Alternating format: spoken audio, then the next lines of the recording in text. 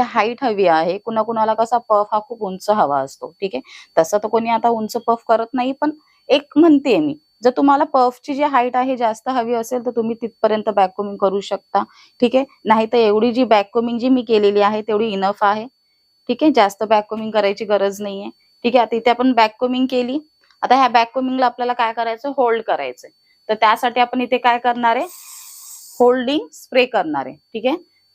ठीक आहे, holding spray केल्याच्या नंतर काय होणार आहे, आपली जी बॅक कोमिंग आहे ती तिथे लॉक होऊन जाणार आहे. तुम्ही बघू शकता त्याची हाईट पाहिली तुम्ही, किती छान अशी आलेली आहे बघा. थोडी तरी ती खाली पडते का, नाही पडत आहे, ठीक आहे. आता आपण इथे बॅक कोमिंग केली, केसांना खाली सोडलं, त्यानंतर काय करायचं आपल्याला, यांना अशा प्रकारे स्प्रेड करायचंय, ठीक आहे.